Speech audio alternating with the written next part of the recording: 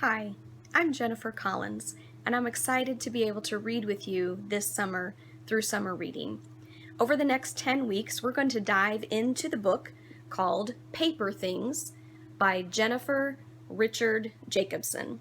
It's a book that my daughter and I found last year in the youth paperback section, and we really enjoyed it. So I'm happy to read it with you this summer through summer reading.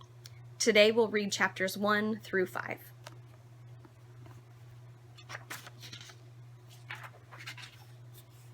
Chapter 1, Scorecards. I sit up taller in my wobbly desk chair and try to tune back into Mr. O talking about supply and demand. At least, that's what he was talking about 5 minutes ago, before my mind drifted back once again to the night we left Jana's. Jana, our guardian, had been on the phone with someone, tidying up the living room as she talked. "My daughter has always excelled," she'd said. Gage had been passing through the kitchen searching for his phone charger. I'd looked up from the breakfast bar where I was studying the Pottery Barn catalog to see if he'd heard Jana. Sure enough, I saw him give a little shake of his head. He'd turned to me, but I'd quickly looked down as if the decorative pillows needed my full attention. I didn't know if he was mad that Jana was bragging on me, that she had called me her daughter, or that she was pretending that nothing was wrong. Probably all three. But my feelings were too much of a mismatch to give him the conspiratorial smile he was expecting. When Jana hung up, Gage asked, loudly enough for her to hear, "Are you packed?" I'd nodded, this time not daring to look at Jana. I hadn't packed much. My school uniforms, socks and underwear, a couple of weekend outfits, pajamas, a picture of our mother when she was a girl, and my paper things. The shoebox I kept my paper things in wouldn't fit in my duffel, so I'd carefully placed them in a double pocket folder that I found in Jana's desk. Gage said I should only pack the essentials, that we'd come back for the rest later. But I'd overheard Jana tell Gage that the rest were things that she had purchased and therefore belonged to her. "Is there laundry in your apartment building?" Jana asked Gage. "Are you going to make sure that Ari has clean clothes for school?" I kept my head down but sat perfectly still. I'd asked lots of my own questions about our new apartment, but so far my brother had been vague with his answers. Mostly he'd said, "Wait till you see, Ari. You'll be able to decorate real rooms in our place." "Who do you think did her laundry before we came here?" my brother said, and then bolted upstairs to his room before Jana could say anything more. "I should call legal services," she said, more to the air than to me. "I don't care that he's your brother. I don't care that he's 19. I'm sure they would agree that you should stay put." She paced, but she didn't call. Gage said that she couldn't call, because if the truth came out about how she'd treated him and how she was trying to keep us apart, she'd lose any chance she had of ever getting me back. Not that he planned on giving me back. He'd been quick to reassure me. By the time Gage had returned downstairs, with my duffel bag and his backpack in tow, I'd finished with the Pottery Barn catalog and stood by the sink as if waiting for a bus. As soon as Gage was within earshot, Jana turned to me and said, "Who do you want to live with, Ari?" I'd been dreading that moment. For days, the two of them had been battling, fighting to claim me like I was a goldfish and not an 11-year-old person who has her own feelings. But I was ready for it. I'd been practicing my answer. "I wish—" "Don't do that to her," Gage shouted, getting up in Jana's face. "Don't put her on the spot like that. You know she doesn't want to hurt you, but I'm her family, not you. Me." "Your mother wouldn't want—" Jana started. "Our mother said to stay together," Gage shouted. "Always. Stay together always. Those were her exact words." Jana had folded her arms and pursed her lips. It was a look that Gage often imitated to make fun of her. though I could tell that he was way beyond being amused at this point. Be reasonable, Gage. You're young. You've got things you want to do, dreams for yourself. Do you really think you can do all of that while taking care of Ari? Once again, they were back to discussing me like I wasn't even there. What do you know about my dreams? Gage yelled. All you ever cared about is Ari and trying to make her love you. But guess what? She doesn't love you. She loves me, her family. Jana flinched as if he'd hit her. I opened my mouth to say something, but no words escaped. Come on, Ari, Gage had said. Time to go. I begged Jana without saying a word. Please, Jana. Tell Gage you're sorry. Ask him to stay. Jana just stared at me long and hard, like she was waiting for me to say my thoughts aloud, but I didn't. I couldn't. And eventually, she went back to tidying the living room. I'll see you soon, Ari, she said in her friendly voice, like I was that runaway badger Francis who was going no farther than beneath the dining room table. I wanted to press a rewind button, but I wasn't sure how far I'd have to go back. Bye, Jana, I said as we walked out the door. I wanted to add, thanks for being our guardian, or even, love you, but I knew both of those would upset Gage. I'm pretty sure Jana didn't answer me. 2 blocks away from Jana's house, Gage cleared his throat. Listen, Ari, there's something I need to tell you. That's when I learned that Gage had lied. We didn't have an apartment. Not yet. We didn't have a home of any kind. That was the beginning of February. This is almost the end of March. We still don't. I look over at Sasha's desk, something I do about 50 times a day, but she's not in her seat. My best friend is, at this very moment, down on Walnut Street, acting as one of those safety patrol leaders. She's shy, but I know she's doing a good job. She'll smile at the kindergartners who got overly attached to the previous group of patrollers, and she won't try to boss the second graders who mouth back if you yell at them to walk quietly. I know because we've been planning forever to be safety patrol leaders. It's one of the 5th grade leadership roles. You have to demonstrate leadership to get into Carter Middle School. Now Sasha has a chance. Lucky girl. 2 months of school to go, and I still haven't been chosen to do any of the leadership jobs. Not safety patrol, not tutoring, not shelving books in the media center. All I have to get into Carter. I have to get there. Only problem is, it's a school for the starry gifted, and I seem to have lost all my shine. So I shake off thoughts of Gage and Jana and try again to make sense of the supply and demand diagram that Mr. O has projected onto the whiteboard. I give myself hooks so I can remember what it means. Supply is how much of something is available, and the more demand there is for something, the greater the supply will be. Like always, I think of the products in catalogs.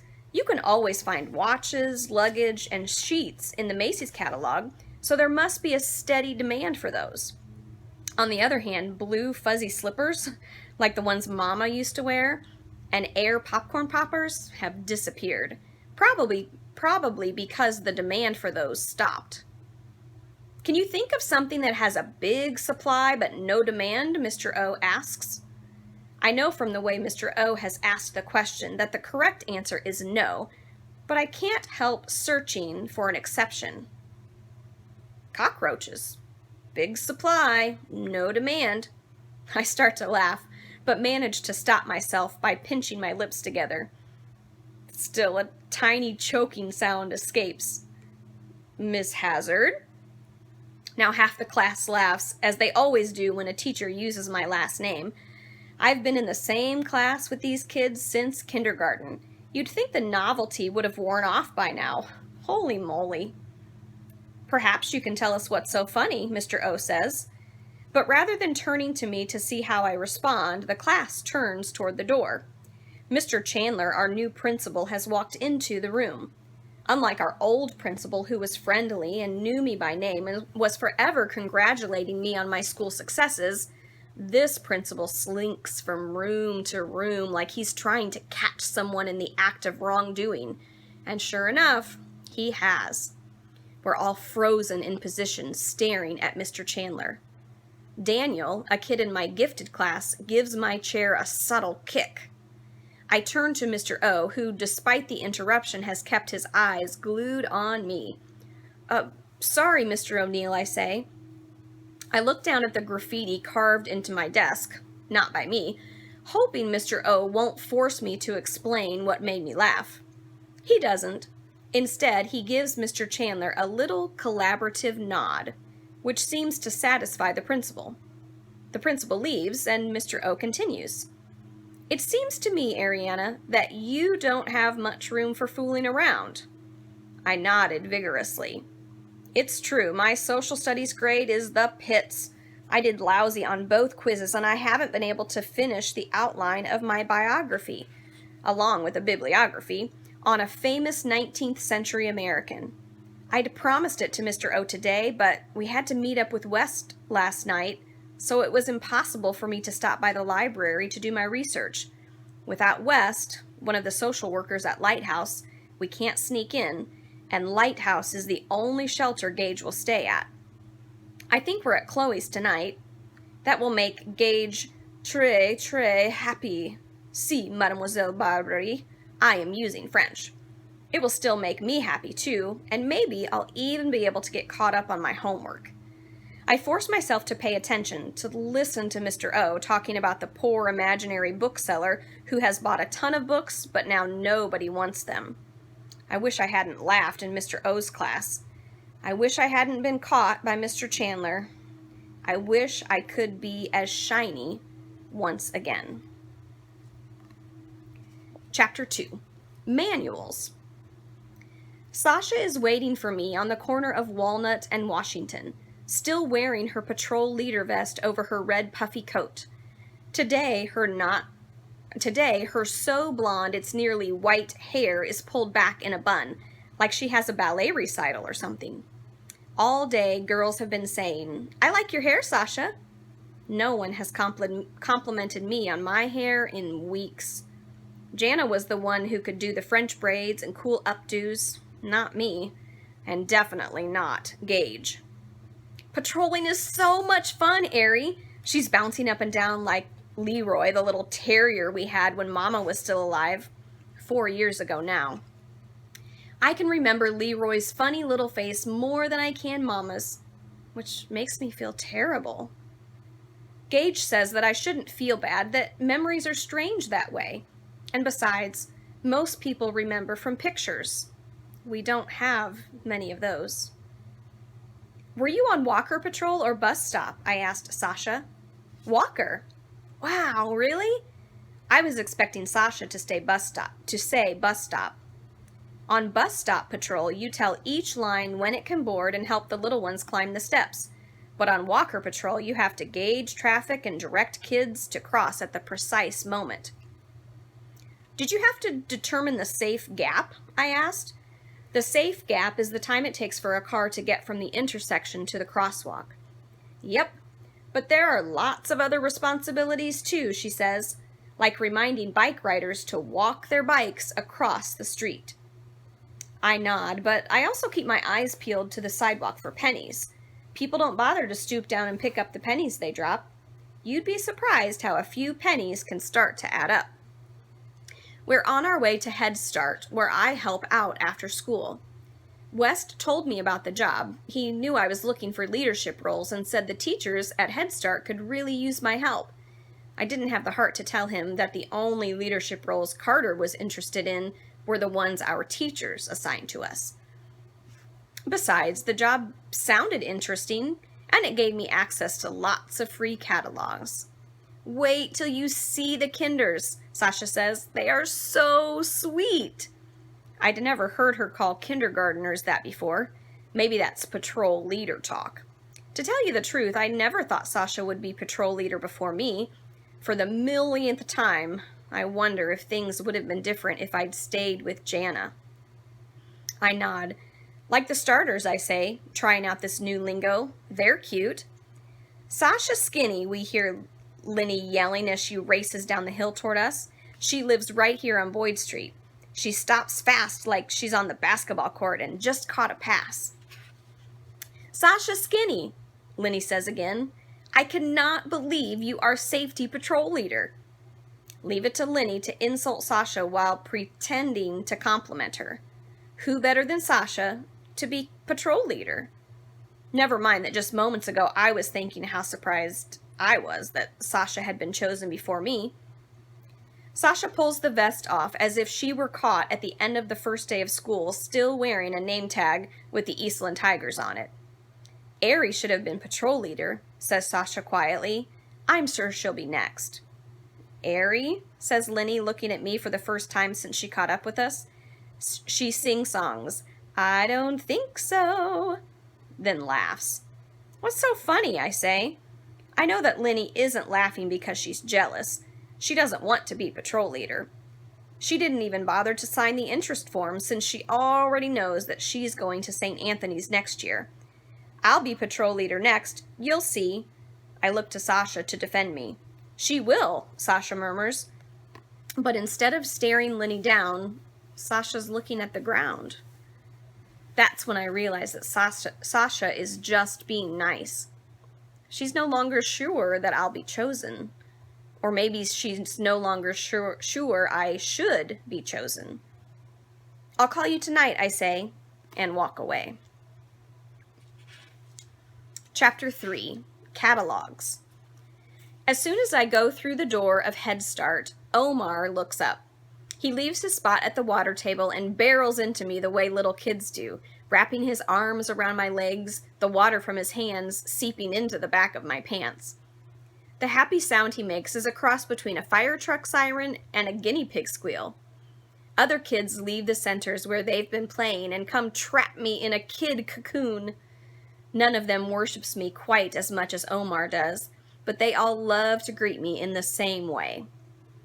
Carol is on the other side of the room pouring milk into little metal pitchers for snack time. So glad you're here, she calls, like she always does. I look around the room for Fran, but I don't see her.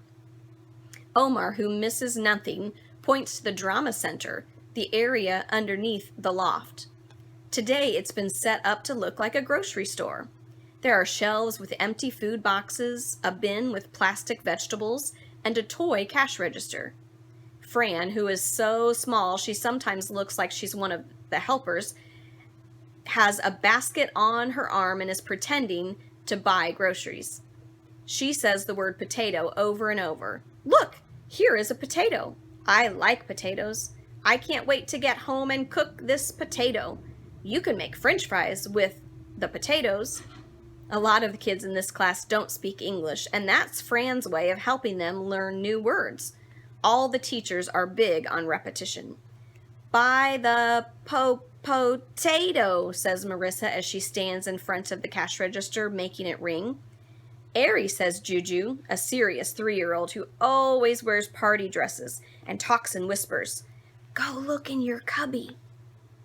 Some of the kids return to what they are doing, but a small group pull on my fingers, leading me to my cubby, a painted wooden cube just like theirs. I know what I'll find, but I'm as excited as they are. A small pile of catalogs greets me. Count them, the kids shout. They count to 4 with me, and then for fun, we count them all over again. 4 catalogs. 2 of them are for women's clothing, but there is the newest Pottery Barn, which will have pictures of furniture, and best of all, a Minnie Bowden catalog. In Minnie Bowden, all of the models are kids. I smile a thank you to Carol. Is there a dog? Asks Omar, who, unlike the rest of the preschoolers, hasn't run over to get his carrots and graham crackers. We take a quick peek inside one of the catalogs, and sure enough, there's a dog. I think it might be a beagle. 6 dogs, he shouts. I place the catalogs on the cutting table and sit with the kids at Omar's table to have my snack. Carol has slipped me a hummus cracker sandwich. The little kids don't seem to notice that my snack is different. Or if they do, they don't seem to mind. As I take a carrot from the plate in the center of the table, I wonder if it's time to add a new paper family to the one I'd already cut out. I started my first paper family when Mama got sick. She spent a lot of time in bed with books, magazines, and catalogs lying all around her. Sometimes she'd read to me, but when she got tired, she'd close her eyes and I'd look at the catalogs. At first, I was just looking at the clothing, thinking, wow, wish I could buy striped puddle boots or a princess dress. But eventually I realized that the clothes were laid out like paper doll clothes. That's how Sasha and I got the idea of cutting the people out and making paper families. Back then, Sasha had been my downstairs neighbor, and we spent a lot of time at each other's apartment. In the beginning, there were just 3 people in my paper family, just like in my real family: Mama, Gage, and me. I started with the kids. You would think that finding pictures of kids to cut out would be easy, but I'd had a gazillion choices. You would have thought that I would have had a gazillion choices, but it's not true. Catalogs usually show only part of the model. Most of the time their arms or legs have been cut off in the layout. In the first catalog I checked, which was an L.L. Bean kids catalog, I could find only one decent picture of a boy. He looked like he was around 7, and he was crouched playing with a lawn sprinkler. But he would do. I cut him out and named him Miles. In that same catalog was a toddler girl with dark hair and warm brown skin. She had on a yellow dress with leggings and was cupping a toad in her hand. Best of all, she was smaller than Miles, which was good, since I wanted her to be the younger sister. I cut her out and named her Natalie. Finding their mom was much easier. Most of Mama's catalogs were filled with women. I just had to find a mom that was about the right size, one who didn't fill up a catalog page and wasn't tucked in a tiny box in the corner, one who was the right proportion for my family. Luckily, I found one who looked as fun-loving as my mom. Before she got sick, of course. While Sasha was choosing the people for her paper family, I decided to cut out furniture for mine. First, I cut out a bed that was shaped like a boxy car for Miles. Then I found a white lace canopy bed for Natalie. Later that day, Sasha went home and cut out furniture from her mom's catalogs. Before you knew it, we were creating whole rooms and outdoor patios and even parks with swings and slides and monkey bars. The Home Depot advertisements that come in the mail have the greatest play gyms. My apartment was best for playing paper things. Since Mama spent so much time in bed, we would spread our paper worlds out across the floor of the living room. I showed Sasha that if you set up near a couch or chair, you could create an upstairs in your home. Sometimes Gage would complain that he was tired of stepping around scraps of paper everywhere, but mostly he just let us be. He was 14 and we were 7, so he was probably glad we weren't bugging him. I shake my head and focus on the 4 catalogs in front of me now. I tear out the pages that I don't want and set them aside for the kids to cut up. After snack is skills time at Head Start, and one of the skills the older kids learn is cutting with scissors. When I told Carol about paper things, she asked if I would be the helper at the cutting station. At first I thought I could teach the kids to make their own paper families, but it didn't take me long to realize that the best most of them can do is make scraps. However, a few of them, like Juju, do an all right job cutting out shapes. Carol says I'm a good role model for them. "Are you ready?" Juju asks. Omar might love me best, but Juju loves paper things as much as I do. She helps me throw away my napkin and paper cup and then walks me from the snack table over to the cutting station. Omar comes too and reminds me to cut out the beagle for my family. My paper family has grown. Now there's a dad, one that looks so kind and strong, one that matches my image of my own dad, who was a war hero, but who died before I was born. 4 more kids and 5 dogs. 6 with the beagle.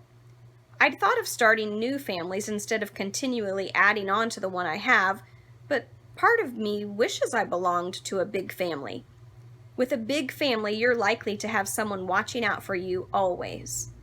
"What should we call this dog?" I asked Omar. He stops his own cutting, ripping is more like it, and looks thoughtful. "Let's call him..." Claire sneezes. "Gesundheit," says Fran. Omar's eyes light up. "Let's call him Sneeze." Chapter 4. Library Cards. "What do you need for homework?" Gage asks when he picks me up at Head Start. He'd been working down at the docks today, and he smells like fish. "Library," I say, zipping up my winter parka. Some days now I walk around with it open, but it's more winter than spring tonight. I need to research a famous American. Gage sighs, though he tries to hide it.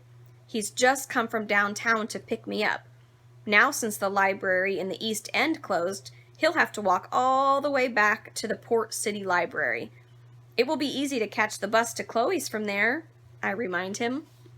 "Good point," Gage says, perking up a bit, and slides my backpack onto his shoulder. "Let's go, Beniti." Mama used to call me her sweetie Beniti, and Gage used the shortened version when he's in a good mood. I hope that Mrs. Getchell is working tonight. She's the only librarian at the Port City Library who's nice enough to look up your number on the computer if you want to take out books and you don't have your card. If you lose your card, which I did, you get one free replacement.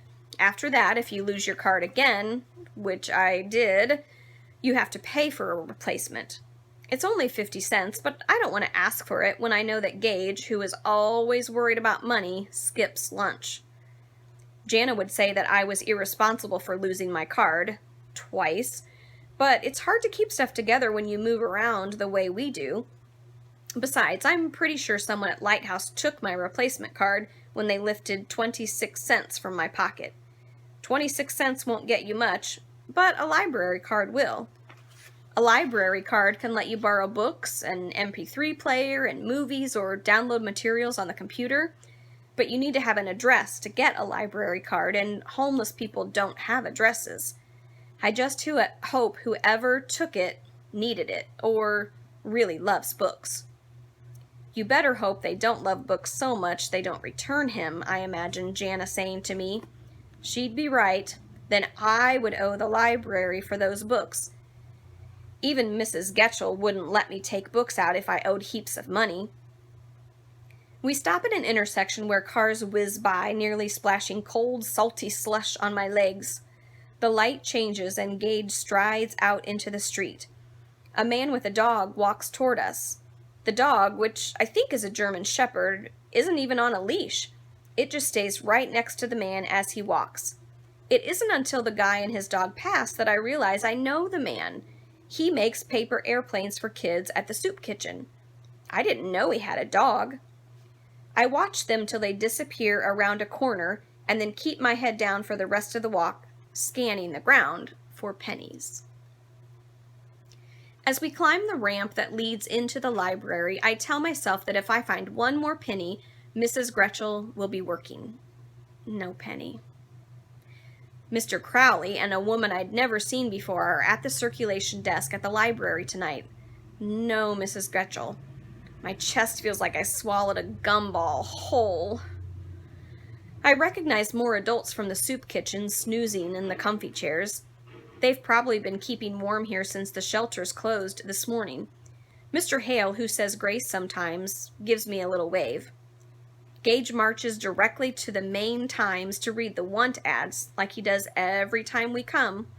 He doesn't have a regular job, but goes wherever someone needs him. Lobstermen are always glad to see him on fish market days. Tomorrow he'll probably be the dishwasher at the nursing home. Friday is the regular dishwasher's day off. He took me to work with him once when school was closed for the day, and I got to play bingo with the old people. It was fun, except that one guy at our table, Mr. Linfield, kept cheating, and that made the other players yell at him. I felt sorry for Mr. Linfield, all that yelling at an old man whose hand shook every time he placed a chip. But when I tried to show him with my eyes that it was okay, that it was only a game, he winked at me. That's when I realized he liked the cheating and the yelling. I hope Gabe I hope Gage finds a full-time job soon. What he didn't realize when we left Jana's is that landlords won't rent to you if you don't have a regular paycheck, no matter how much you've saved for the first and last month's rent. I've decided to do my report on Louisa May Alcott, and I stop at a computer to see what the library has for biographies. It looks like there's at least one biography in the children's section and a few others in the adult section. I grab my backpack and head downstairs to the children's room. Louisa May Alcott wrote a book called Little Women about 4 sisters and their marmee, which was what they called their mother. Jana read it aloud to me whenever Gage was out with his friends, which was a lot. It was funny at times and sad at times, and I kept trying to tell Gage about it, but he'd hold his hand up to stop me, suddenly needing to pay closer attention to the music playing in his ears. After I find the book, I grab one of the little pencils the librarians leave near the computer and begin to copy down information. Since I can't take the book out, I copy everything I can on the title page and copyright page just to be safe. Next, I skim through the book, writing down the most important facts. What's taking so long? Gage leans over my shoulder. Don't do that here, do the work at Chloe's. My eyes instantly tear up. I feel like such a baby sometimes. I can't take it out, I whisper. I lost my library card again. Then use mine. He opens his wallet. I've never seen Gage borrow a book before. You have a card? I ask. He looks at me. Of course I have a card. Ariana, I can read. Well, yeah, I say, but Gage isn't listening to me. He's got that look on his face, the one he gets when he thinks someone is calling him dumb. Too dumb to get one of those college scholarships for foster kids. Too dumb to get a real job. Too dumb to be a reader. He grabs my book and hightails it for the stairs. Wait, I say too loudly for being in the library. Gage turns to look at me and I want to apologize, but all that comes out is, can you take some adult books out for me too? Chapter 5. Paper Dolls. The bus drops us 4 blocks from Chloe's apartment, and since it's getting dark, Gage grabs my arm. He hates this neighborhood. It's not the drunks he minds or the bag ladies. It's the dealers, and they're not just drug dealers. Chloe has to pay a 9-year-old to protect her car. That is, she pays him so he and his friends won't slash their tires. I wonder what Gage would say if I told him that the same kid recently blocked me from getting on the number 6 bus to school. He wanted $1 to let me pass. I told him that if he paid me $1, I would tell him how to get free donuts. Let's go, the bus driver had shouted down to me. Everyone else had boarded. I held out my hand. The kid pulled $1 out of his pocket and slapped it in my palm. I said, let's go, the driver called down. Go to Mabel's, I said. Everyone knows Mabel's, he yelled, grabbing my shirt as I started to climb the stairs, and the donuts aren't free. They are if you tell Mabel that her cinnamon donuts are better than Dunkin's, I said, and even though I could tell he wasn't sure if he should believe me, he let me go. I kept my eyes peeled for the kid, wondering what he would do if he saw me now. Probably he wouldn't do anything since Gage was with me, but I wondered if my tip with Mabel had worked for him, or if she only gave me free donuts because she liked me, or maybe felt sorry for me. There are always bikes parked in the entryway of Chloe's house, and a baby carriage. The carriage is probably used for groceries, though since I don't think a baby lives in the building. As we climb the grimy stairs, I can smell natural gas from someone's stove and burnt cheese. I hope Chloe or one of her roommates is cooking tonight. Chloe, with newly dyed Twizzler red hair, opens the door before we reach the top of the landing. Hey, girlfriend, she says to me, but she's looking at Gage. They're like 2 supercharged magnets, and I slip past Chloe into the apartment because standing there while they kiss is just way too embarrassing. Cody is standing in the little kitchen, microwaving Hot Pockets. "Hey, Chica," he says, "spicy Hawaiian or 4-cheese garlic?" "Spicy Hawaiian, please," I say while dropping my backpack on the floor and sliding up onto a stool. I like coming to this apartment almost as much as Gage does. The kitchen and living room are one room, which, if you watch as much HGTV as Jana and I did, you know it's called open concept. It means that whether you're sitting at the bar in the kitchen area or on the fake leather couch in front of the TV, you're always a part of the group. Chloe's other roommate, Nate, is sitting in front of the TV now, playing a video game, but he gives me a nod. There are 2 bedrooms, one off the kitchen end of the apartment and one off the living room end. The one off the kitchen is Cody and Nate's. They have mattresses on the floor and these low plastic drawers that, as far as I can tell, are never used. Most of their clothes are on the floor. Chloe's room has a bed, a black wooden bureau, and a desk. She also has a big closet, which is lucky because she lets Gage and me keep some clothes and shoes there. I wish that we could live here, but Gage said that the time isn't right. He and Chloe have only known each other for a few months, and he likes her too much to have the relationship move too quickly. Before Chloe, he fell head over heels in love with another girl, Dominica, who turned out to be a big fat liar who broke his heart. But I like Chloe's a lot better than any of the other places we stay, like at Gage's friend Briggs' tiny studio apartment on the west side, or at Lighthouse, which is the only shelter we can stay at because West doesn't make us fill out paperwork. Technically, you're supposed to be between 12 and 20 to stay there, so West has to sneak us in. I used to like staying at Sasha's, but lately I've felt weird about asking. Unlike Chloe or Briggs or any of Gage's other friends, Sasha doesn't know that Gage and I left Jana's. I know it's wrong to keep secrets from my best friend, especially Sasha, who has always told me the truth, even when adults wouldn't or couldn't. It was Sasha who told me the meaning of words I knew I shouldn't say, and it was Sasha who, when we were playing paper things one day, made her little girl say to my little girl, "Oh, Natalie, your mama's going to die, you know." All the grown-ups around me kept sugarcoating Mama's hospital visits, but Sasha was the one person who told it to me straight, even though it was hard for her to say and even harder for me to hear. I hadn't intended to lie to her about Gage and me. The second night after Gage and I left, I called Sasha and asked if I could sleep over. All night I tried on different words to explain what was happening, but I couldn't bring myself to say them. Partly because Gage had asked me not to tell anyone that we'd moved out until we got our own apartment. Partly because Sasha and I were having such a great time, applying oatmeal masks to our faces to give us clear complexions. Sasha had read about it in a magazine.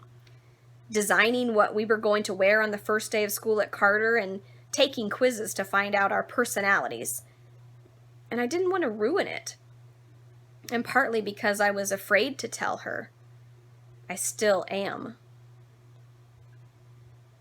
After I eat my Hot Pocket, I go into Chloe's room to swap out the dirty clothes from my backpack and put in some clean ones.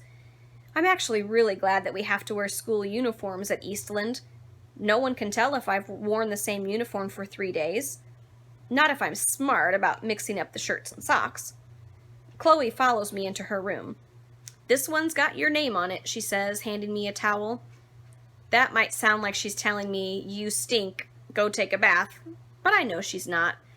The first few times we came here, I had Gage ask her if I could take a shower. I hate having greasy hair, and I don't usually take showers at Lighthouse because they're monitored. Now Chloe just offers, first thing. I head into the bathroom, and while the warm water pours over my head, down to my happy toes, I have fun imagining myself as Chloe and Gage's junior bridesmaid. If the 3 of us were a family, we could all live here together. Or even better, we could get our own place, just us. I can't imagine anything more perfect.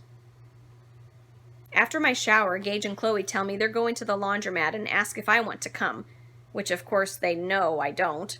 Besides, I have homework to catch up on. Okay, Chloe says as I hand Gage my dirty clothes. Feel free to take over my room.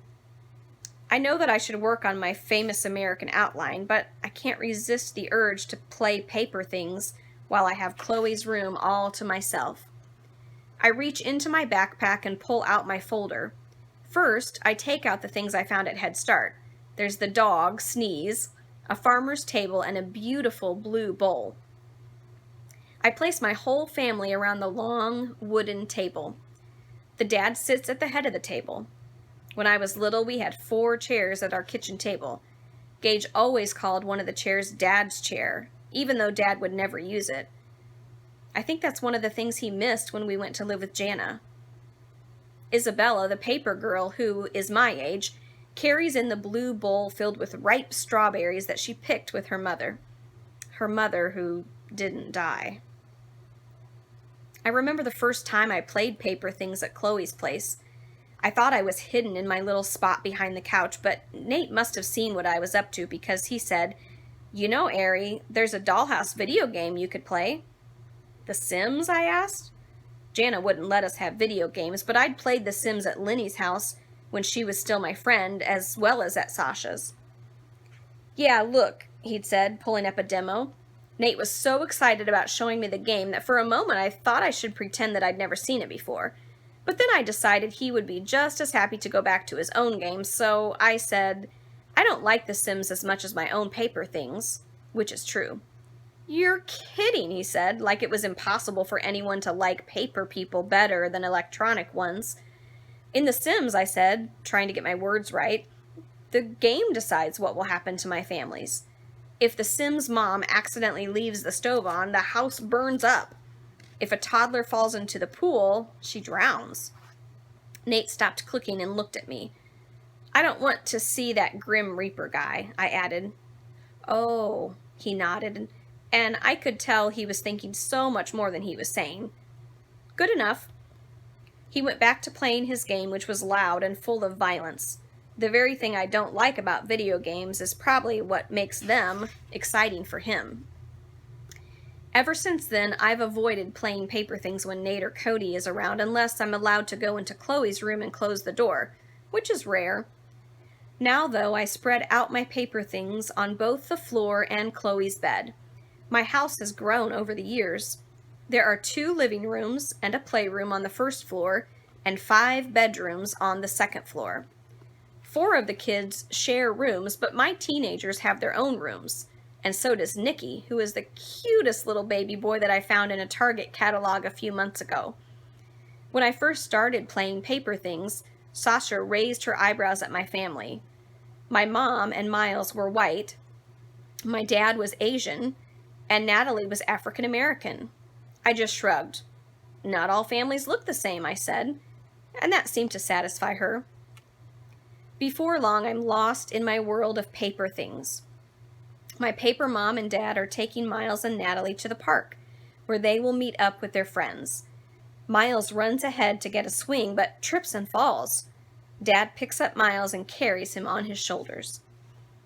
There are lots of voices in the other room, and I wonder if Gage and Chloe have returned from the wash tub. There's also loud music, and I pretend it's coming from one of my teenagers' room. "Turn it down, please," my mom says. If it were Jana, she'd threaten to take the iPod away for a week, which is what she did to Gage. Gage, who lives for his music. I'm just about to start packing away my paper things and work on my outline when the door to Chloe's room flies open. "Whoa, what's going on here?" says a guy I'd never seen before who was about Gage's age. "Careful, don't step on her stuff." There's a girl with him, and she wraps both arms around the guy's waist to hold him in place. "Freaky," the guy says, and he backs out of the room. "She's probably working on a school project," I hear the girl say. She closes the door behind her. I quickly pull my things together and put them back in their folder, my face warm with embarrassment. "Freaky," the guy had said. I slid the folder into my backpack and pull out the library books. That's when I hear my name called. Or at least I think I heard it. I open Chloe's door to find that the living room is filled with kids who I'd never met. Most of them are drinking beer and they're devouring a bag of Doritos. One of them offers me a handful, and I gladly accept. The guy who thought paper things was freaky pulls the girl back into Chloe's room and shuts the door. "Hey, Aerie," says Nate. He pats the cracked couch cushion next to him, and I sit between him and a glassy-eyed girl who's staring to the left of the TV. "Look what I found," Nate said. He's got his laptop and he's pulled on an online clothing catalog that has lots of pictures of kids. "They're the wrong sizes," I murmur, conscious of all the eyes on the screen. Nate grins. "Watch," he says. Of course, because the images are digital, he can make the people any size he wants, although at some point they become blurry. Nate and I are looking at the kids and guessing their personalities when Chloe and Gage return with garbage bags filled with clean clothes. Chloe's face lights up. You can tell she's happy to see so many friends in her apartment. "Hey guys," she says, "what's the occasion?" Gage pulls her closer to him. She doesn't notice the way I do that he's tense, annoyed. "Mason quit his internship today," says a girl with a pink gem in her nose. "Finally," says Chloe. She pulls away from Gage, grabs a beer out of the fridge, and hands it to him, but he shakes his head no. The door pushes open and more kids flock through. I want Gage to look at me. I want to give him a smile to show him that it's okay, but he's looking at the crowd. "Get your stuff, Aerie, we're going." "What?" asks Chloe. Now she's paying attention to the creases on his face, trying to figure out what's made him mad. She makes a good guess. "Aerie's not a little kid, Gage. She's 11. She's okay." I give him my please face, but it doesn't work. It hasn't worked much since we moved out of Jana's. "Come on," he says to me, "get your stuff." "There's someone in Chloe's bedroom," I whisper. I know better than to barge in on them. "Can you get her stuff?" Gage asks Chloe. "My backpack is near your desk," I say. Chloe doesn't move immediately. She just stands there and stares at Gage. Then she shrugs and tiptoes into her bedroom. I hope I grabbed all the clothes I need. Chloe comes back out and hands me my backpack. "You could come with us," said Gage. "We could hang out at Briggs." Chloe looks around the room. "Or we could stay here." Gage takes the backpack from her and leans in for a kiss. Chloe turns her face, but he kisses her on the cheek just the same. I can hardly keep up as Gage hikes up the hill toward Briggs's apartment. "Don't go crabby on me, Aerie," he yells over his shoulder. "I wanted to stay at Chloe's too." I'm not looking at him. I'm looking at the ground. It's really cold now and my toes are beginning to feel numb. It happens all the time, partly because my shoes keep getting wet. My boots were stolen at the lighthouse, and some of the stitching is coming out. Would Mama have been upset if I was at a teenage party? I wonder. I know Jana would have been. I feel like telling Gage that he's just like Jana, but I don't. When I don't talk, Gage talks more. "Things would only have gone downhill," he says. "Neither of us would have gotten any sleep there tonight. I have to work tomorrow and you have to go to school." He's practically sprinting up the hill. "You're not my father," I feel like saying, but I don't. Instead, I stay invisible. At least that's what my silence feels like to me. I'm deep inside myself. With Gage, but not with Gage. I don't know why this helps me to feel better, but it does. Gage stops to shout down the hill at me. "Even Chloe's room had been taken over. You have homework to do tonight. You can't do homework in the middle of a party." He checks his cell phone and then quickly shoves it back into his pocket. No Chloe. That's when it hits me. Chloe chose the party over being with Gage. I race to catch up to my brother, and he drapes his arm around me as we cross Congress Street. "Tell you what," he said. "When we get to Briggs, I'll help you with your school project." "You will?" I picture Gabe and me sitting at the little table in Biggs's studio apartment, and it makes me feel better. Maybe I will actually have more than an outline to hand in tomorrow. Maybe I'll get my paper completed by the April 19th due date. Maybe Mr. O will have renewed faith in me, one of his supposedly gifted students. It's not until we've actually reached Briggs' apartment in the West End, and are letting ourselves in with Gage's key that I remember. I left the library books. The books we took out tonight. The books I absolutely need for my outline. Those books are about a mile away, sitting on the desk in Chloe's room. Those are the first 5 chapters of Paper Things. I hope you can join us next week when we read chapters 6 through 10.